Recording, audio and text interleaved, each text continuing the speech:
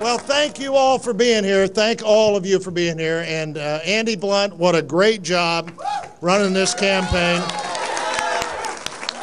You know, in every campaign, there has to be somebody that brings everybody together and makes the final decision. And we had the two best decision makers in Missouri politics, in Ann Wagner and Andy Blunt, and they were there all the time, every day, doing what needed to be done. And Ann, thanks to you. Andy, thanks to you. Now, 930 political events in Missouri in 19 months means there must have been 930 things, other places I should have been that I wasn't. And Abby, thanks to you for doing those 930 things. And I see the guy that in January will be my congressman, Billy Long. And Billy, I'm proud of you. What a great campaign. And so when I've got a problem in the United States House of Representatives, I'm going to be calling Billy Long. He's going to be the guy. 930 events, talking to Missourians, trying my very best to listen to Missourians, and wherever you were, they all said the same thing. They all said, where are the private sector jobs? Why is the federal government spending so much more money than it's ever spent before? Why would an energy plan be a plan that would double our utility bills? Why do they want to raise everybody's taxes? What about this stimulus plan that clearly hasn't worked? Why don't we get back to common sense government? In fact, I met a guy about 3 months ago talking about the stimulus package. He was a guy who worked for a paycheck. He didn't have a PhD in economics, but apparently he had a PhD in common sense. You know, this is the plan, this cap and trade that would double our utility bill in Missouri in a decade. 80% the first decade and even more after that. And he said, look, if my utility bill doubles, that's a bad thing. If my mother's utility bill doubles, my retired mother's utility bill, that's a worse thing. But if the utility bill at work doubles and my job goes away, the other two bills really don't matter anyway, because I can't pay mine and I can't help my mother pay hers. That's the kind of common sense Missourians have that clearly is not in the White House right now, and not in the people who are currently in control of the Congress right now. And Missourians are sending a message that they want common sense. They want a country that understands that private sector jobs should be the goal of our country. They want a country where we understand the needs that families have. You know, we've been in that part of the campaign where people come up to you for the last month, maybe longer than that, and say, gee, these campaigns are tough. And I just started saying, look, campaigns are campaigns. What's tough is if you're a 50 or a 55-year-old guy that has brought a paycheck home every month of your adult life, and your family's dependent on you every month of your life, and you don't have that job and you have no idea where you're going to find another one. What's tough if you just got out of college and you owe $30,000 or $40,000 and the best job you can find is pizza delivery person.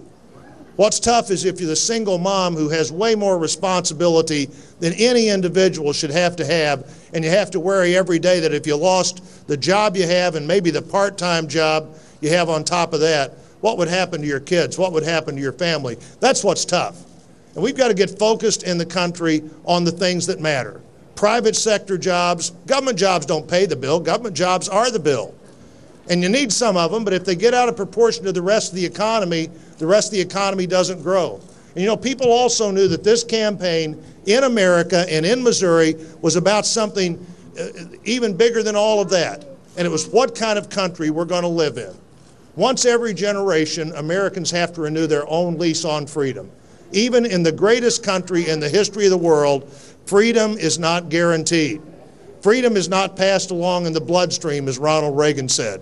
And Ronald Reagan didn't say, but he could have said, any generation of Americans can lose freedom for a long time.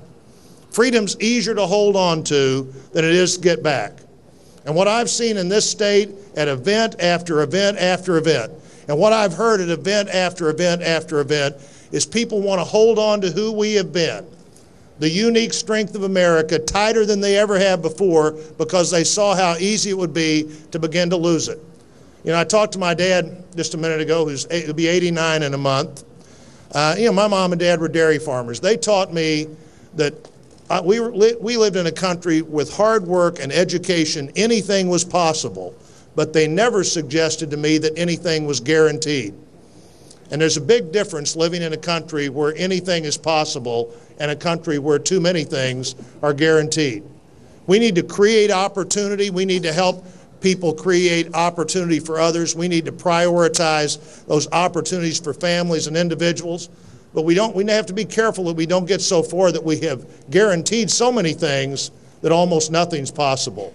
This is a time when Americans are deciding, are we going to live in a country where the government is bigger than the people, or are we going to live in a country where the people are bigger than the government? The people are going to win. The people are going to win. Freedom's going to win. This is an election night that will not come along for a while, because this is the time when we decide if we're going to renew the lease on freedom. And I think that's clearly the message being sent to Washington, D.C., and being sent around the world. The United States of America is still the United States of America, and that is still an exceptional thing. These things don't happen by themselves. Many of you and thousands of others around the state have worked so hard in this campaign. And I'll make one pledge to you tonight. As I now can safely say I'm going to have this opportunity to serve, I will work every day so that for all the people that you encourage to put me in the Senate, that they're coming up to you for the next 6 years and saying, thanks for that advice, not why did you give me that advice. Thanks for sending a guy to Washington that will fight for us. Thanks for sending a guy to Washington that says the same thing to everybody all the time, no matter where he is. This has been a campaign about the issues. And I've said for months, any politician who thinks this year is about anything but the issues is going to get a message on Election Day.